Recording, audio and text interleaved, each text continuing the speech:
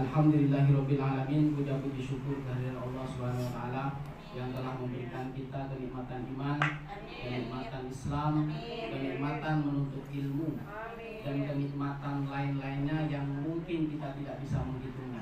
Sholawat dan salam tak lupa kita haturkan kepada junjungan kita Nabi besar Muhammad SAW yang telah membawa kita dari zaman kegelapan ke zaman terang benderang, sehingga sampai saat ini kita mampu meneladani perkataan beliau, kelakuan beliau atau perilaku beliau, dan keputusan-keputusan beliau yang tercantum dalam Al-Quran dan hadis.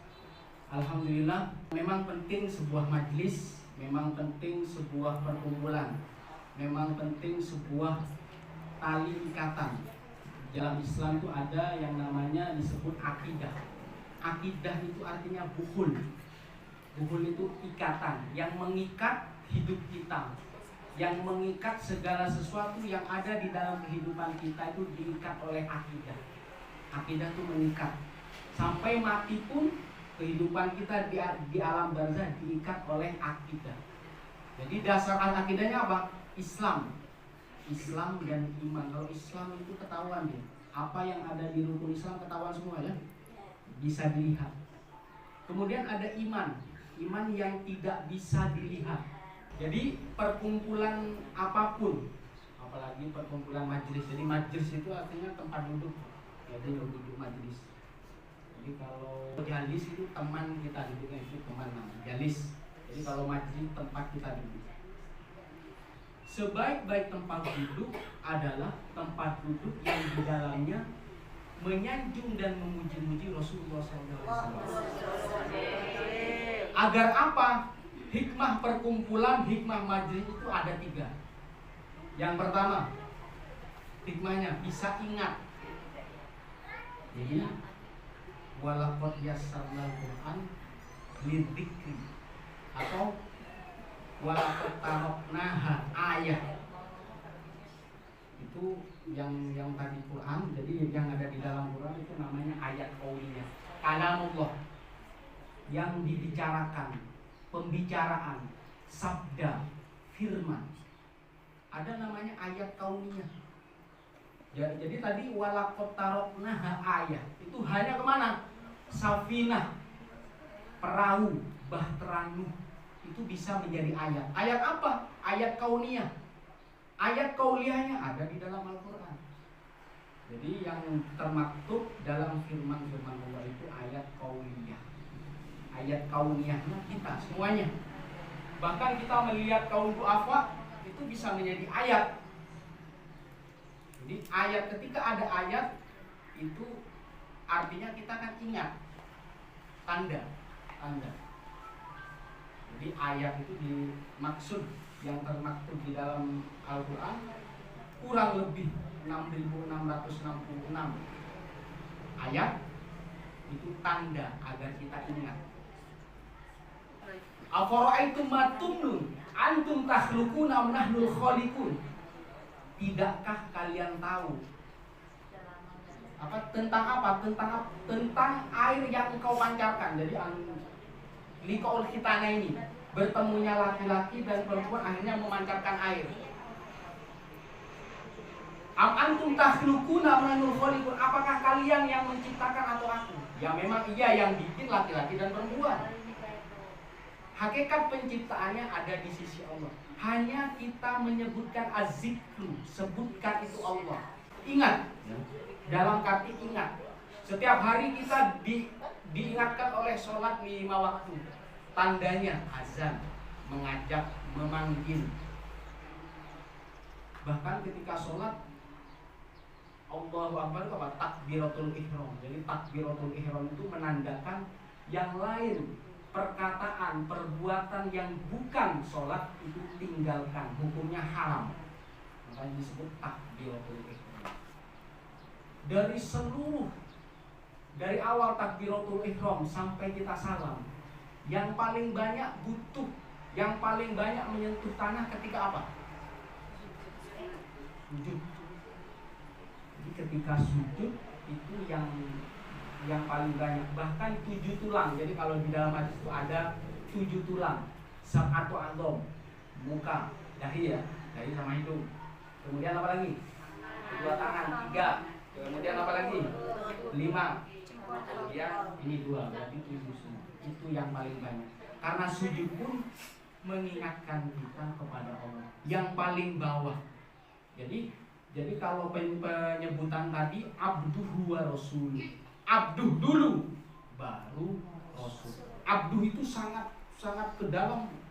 Abduh itu kalau arti kasarnya adalah budak. Jadi kalau paham artinya budak, kalau dulu ya, kalau dulu zaman perbudakan itu kan ditendang, dijual, sampai kita punya budak, mau kita menggauli itu tanpa menikah, asal gaul aja nggak apa-apa. Kalau itu budak kita. Jadi penyebutan abduhu, kenapa dia disebutkan abduhu? Itu paling terendah, itu bukti kita itu sujud. Abduhu wa rasul. Setelah merendah, siapa yang mengangkat? Allah wa rasul.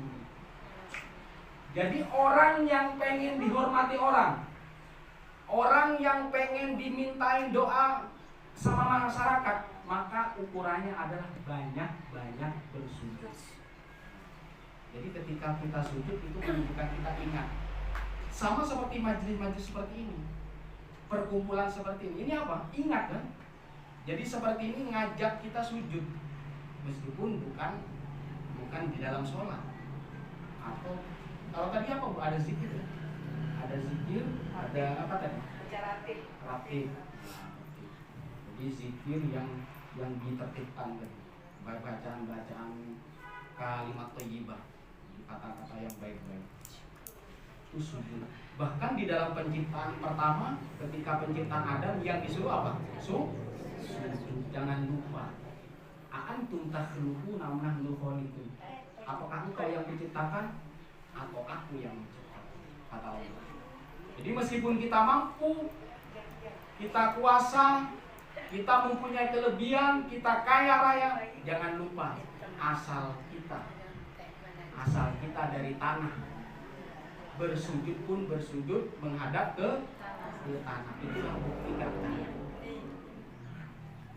Terus hikmah yang kedua adalah mengambil ibarat. Jadi hikmah ini ya, hikmah perkumpulan ini adalah, jadi di dalam Quran itu walaqad yassarnal Quran lidzikri fahal min mudzakir. Nah, yang tadi perkumpulan hanya untuk ingat. Kemudian yang kedua fahal min mudzakir. Apakah kalian mengambil pelajaran? Jadi setelah ada tanda, kemudian kita ingat, baru kita mengambil pelajaran. Mudzakir itu dalam kamus itu artinya istahdharu fi dzikri. Dia menghadirkan sesuatu yang lupa kemudian dimasukkan lagi ke pikiran. Atau istarja'ahu ba'da nisyan. Dia mengembalikan lagi setelah kita lupa. Jadi kenapa ada peringatan? Mengingat, mengenang, itu agar ingatan itu kembali ke pikiran kita. Jadi kalau di dalam sholat namanya hadirul qalbi. Pernah dengar Bu? Hadirul qalbi. Jadi ketika Allahu Akbar, jadi hati ini hadir.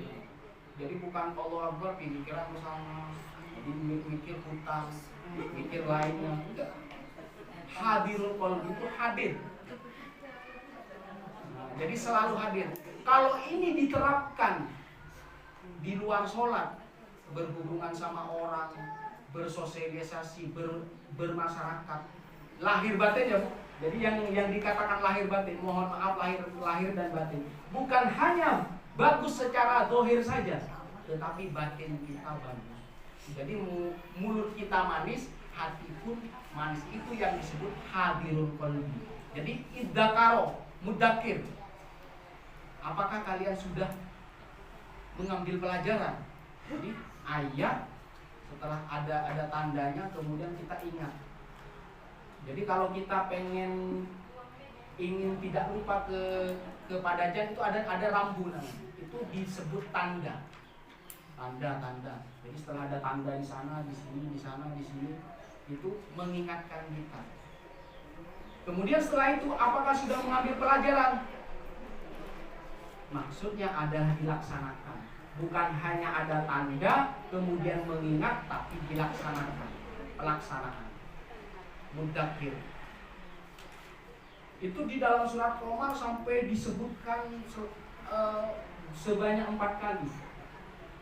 Walaqad yassarna lidzikri fahal min mudzakir, ayat 17.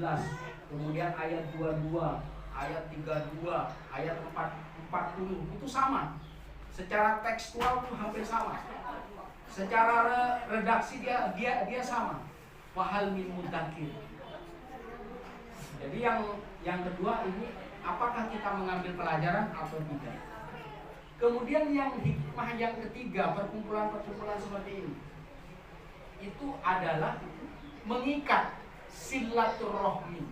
Silah sholat itu salah satu akarnya. Silah sholat bisa artinya berdoa, bisa menyambung, bisa tali kasih sayang rohmi. Jadi yang beku-beku akan dicairkan oleh perkumpulan-perkumpulan seperti ini. Maka ketika perkumpulan tidak membuahkan manfaat, setelah perkumpulan habis itu bertengkar lagi, itu berarti perkumpulannya apa? Tidak barokah. Kita sering berdoa apa? Waj'al tafarruquna tafarruqan maksum. Jadi ketika kita berkumpul, jadikanlah perkumpulan kita perkumpulan apa? Kasih sayang. Ketika berpisah, ketika jauh, hubungan itu akan dijaga, maksuman akan terjaga. Jadi kalau sering berkumpul tetapi masih sering bertengkar, berarti barokah silaturahminya nggak ada.